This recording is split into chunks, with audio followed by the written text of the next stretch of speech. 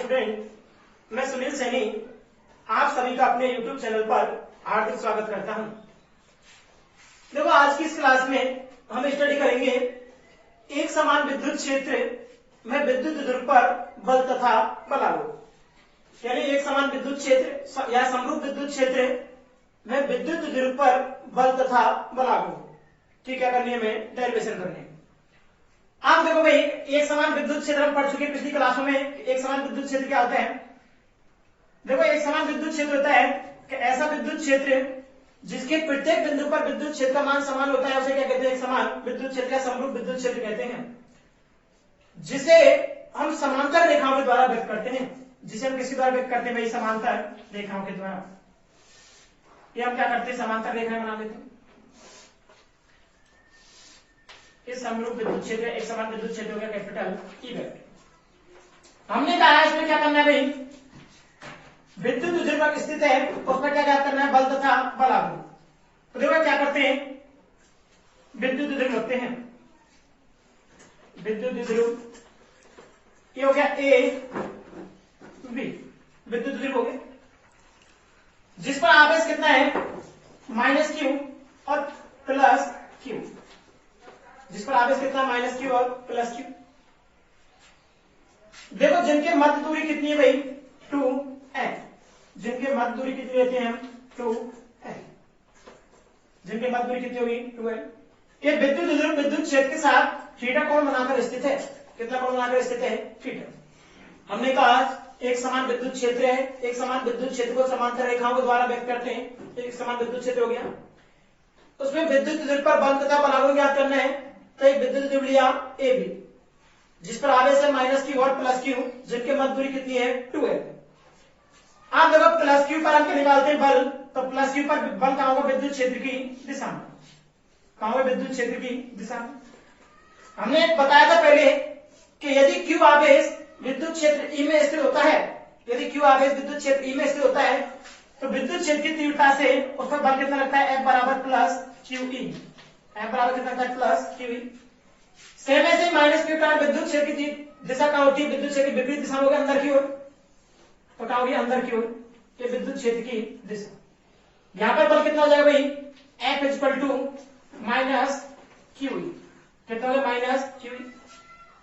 Plus के कारण बाहर की ओर दिशा होगी अपने पास, बाहर की ओर बल लगेगा, कितना हो गया? Plus Q E.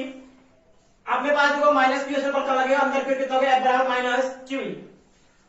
आप जब हम बलागु निकालेंगे आगे तो क्या होगा हमें कि दोनों बलों के मध्य की लंबवत दूरी चाहिए, क्योंकि बलागु का फॉर्मूला क्या होता है? बल गुणा बलों के मध्य की लंबवत दूरी। इसलिए बलों के मध्य की लंबवत दूरी निकालने के लिए क्या डालते हैं? बिंदु बी से एक लंब डालते हैं। बिंदु बी से क्या डाला हमने भाई? एक लंब। ये हो गया बिंदु, दे दिए इसको ओ। तो लंबवत दूरी ज्ञात करने के लिए हमें दूरी कौन सी चाहिए भाई? O B. तो देखो, त्रिभुज कौन सा हो गया? बी ओ ए या ए ओ बी। देखो, त्रिभुज कौन सा ले लेते हैं भाई? त्रिभुज ए ओ बी से। यदि इसमें हमें लंब निकालना है तो लंब निकालने क्या निकालते हैं? Sine theta. देखो, साइन थीटा इक्वल टू क्या होता है? लंब कितना होगा भाई? O B. O B sine लंब बटे कितना होता है? कर्ण कट कितना होगा? A B. ए बी हमें ओ बी की वैल्यू चाहिए। ओ बी इक्वल टू कितना हो जाएगा? A B sine theta. देखो sir, O B equal to A B की वैल्यू कितनी रखी है? 12। ये हो गया 12, कितना हो जाएगा? Sine theta. तो ये लंबा दूरी आगे कितनी भाई? 12 साइन थीटा। तो दूरी कितनी है? 12 साइन थीटा। हमने कहा एक समान विद्युत क्षेत्र दिया E, उसमें विद्युत ध्रुव थीटा कोण बनाकर स्थित है। तो इसकी भाषा क्या लिखते हैं हम कि चित्र अनुसार एक समान विद्युत क्षेत्र ई वेक्टर है। चित्र अनुसार एक समान विद्युत क्षेत्र क्या है? ई वेक्टर, जिसमें एक विद्युत ध्रुव ए बी थीटा कोण बनाकर स्थित है। जिसमें एक विद्युत ध्रुव ए बी थीटा कोण बनाकर स्थित है, जिस पर आवेश क्रम से माइनस क्यू तथा प्लस क्यू स्थित है। जिस पर आवेश क्रम से कितना? माइनस क्यू तथा प्लस क्यू स्थित है, जिनके मध्य दूरी कितनी है? 2l। जिनके मध्य दूरी कितनी है? 2l। आप देखो, प्लस क्यू आवेश कारण बल F बराबर कितना है? QE तथा माइनस क्यू आवेश कारण बल F बराबर कितना? Minus QE। देखो, प्लस क्यू आवेश कारण बल निकालते हैं। तो देखो, प्लस क्यू आवेश के कारण बल, देखो कितना हुआ, इसको मान लेते हैं F1, इसको क्या मान लेते हैं F2। F1 इक्वल टू कितना हो जाएगा भाई प्लस QE, यानी प्लस क्या इसका नंबर कितना निकल गया F बराबर प्लस QE, समीकरण नंबर फर्स्ट।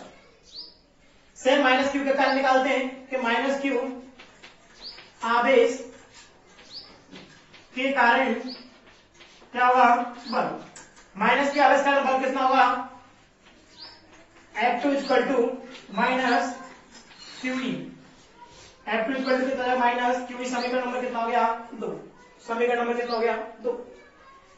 अब यदि हम परिणामी बल निकाले तो देखो F1 का लग रहा है बाहर की और F2 का लग रहा है अंदर की ओर, तो देखो परिणामी बल, परिणामी बल, देखो परिणामी बल ज्ञात करने के लिए क्या हो भाई F बराबर F1 प्लस F2, समीकरण 1 और 2 से मान रखते हैं, समीकरण 1 में 2 से मान रखने पर, समीकरण 1 और 2 से मान रखें, जो क्या होगा भाई F इक्वल टू F1 का मान कितना है प्लस QE और किसके कारण कितना माइनस QE, दोनों क्या हो जाएंगे कैंसिल, F बराबर कितना हो जाएगा 0, यानी विद्युत ध्रुव पर परिणामी बल कितना हो गया 0, परिणामी बल कितना निकल गया भाई 0, समीकरण नंबर 3। तो समीकरण 3 से कह सकते हैं कि एक समान विद्युत क्षेत्र में विद्युत ध्रुव पर कारक परिणामी बल कितना होता है 0 होता है, कारक परिणामी बल कितना होता है 0। अब देखो कारक परिणामी बल 0 पढ़ा भाई हमने, इसके बाद में क्या निकाल देंगे हम, बलागुण निकालना है, बल तो कितना हो गया 0, क्या निकालना है बलागुण, तो देखो सब यहां से क्या है भाई अपने पास बलागुण तो कितना हो गया, अपने बल तो कितना हो गया 0, लेकिन क्या है इस विद्युत ध्रुव पर एक बलयुग्म कार्य करता है, क्या लिखेंगे अपने पास, देखो समीकरण 3 से विद्युत ध्रुव पर या से एक समान विद्युत क्षेत्र में परिणामी बल 0 होता है, 0 होता है, लेकिन विद्युत ध्रुव पर एक बल युग्म कार्य करता है, एक बल युग्म यानी दो बल कार्य करते हैं, जोड़ा बल का एक बल युग्म में कार्य करता है, जिसे बलागुण कहते हैं, जिसे बलागुण कहते हैं, एक बल युग्म कार्य करता है जिसे क्या कहते हैं बलागुण, जो कि उसे विद्युत क्षेत्र की दिशा में लाने का प्रयास करता है। देखिए थीटा कोण में आगे स्थित है तो इसका परिणाम बल तो 0 हो गया, लेकिन ये विद्युत क्षेत्र क्या करता है इस विद्युत ध्रुव पर एक बल युग्म लगाता है, एक यहां पर लगता है, एक यहां पर, जो इसके विद्युत क्षेत्र की दिशा में लाने का क्या करता है प्रयास, जिसे हम क्या कहते हैं बलागुण। तो देखो बलागुण निकालने में, तो बलागुण का फॉर्मूला क्या होता है, बलागुण इक्वल टू बल गुणा वनों के मध्य की लंबवत दूरी, 1 इंटू कितना होता है वनों के मध्य की लंबवत दूरी, 1 इंटू क्या होता है बलों के मध्य की लंबवत दूरी। देखो बलागुण किस वक्त करते हैं टॉ से, बलागुण किस वक्त करते हैं टॉ से, टॉ इक्वल टू कितना हो जाएगा बल का परिमाण कितना होगा भाई QE, बल का परिमाण कितना होगा QE इंटू बलों के मध्य की लंबवत दूरी कितनी निकाली हमने भाई 2L sin थीटा, तो वैल्यू देते कितनी 2L sin थीटा। एक चीज हम जानते हैं Q इंटू 2L कितना होता है P, तो देखो टॉ बराबर कितना जाएगा PE sin थीटा, क्या हुआ PE sin थीटा, sin लगेगा चूंकि देखो समीकरण दे सकते हैं भाई कितना 4, sin लिख सकते हैं चूंकि P बराबर कितना होगा Q इंटू 2L। समीकरण 4 से अपने पास बलागुण मान निकलेगा टॉ बराबर कितना P sin थीटा। यदि इसे सदिश रूप में लिखें तो कि सदिश रूप में क्या करें भाई कि टॉ वेक्टर इक्वल टू कितना होगा P वेक्टर क्रॉस कितना होगा भाई E वेक्टर, क्योंकि बलागुण कैसी राशि सदिश इसलिए क्या लगा टॉ वेक्टर। देखो अपने पास P क्या है विद्युत ध्रुव आघूर्ण, क्या विद्युत क्षेत्र, तो दोनों सदिश राशि है, आगे लगा sin थीटा, तो दोनों क्या करते थे सदिश गुणनफल, तो कितना होगा टॉ बराबर वेक्टर इक्वल टू कितना हो गया पी वेक्टर क्रॉस कितना हो गया ई वेक्टर। समीकरण नंबर कितना हो गया भाई 5। अब बात करें इसकी विशेष अवस्थाओं की। किसकी बात करें भाई विशेष अवस्था।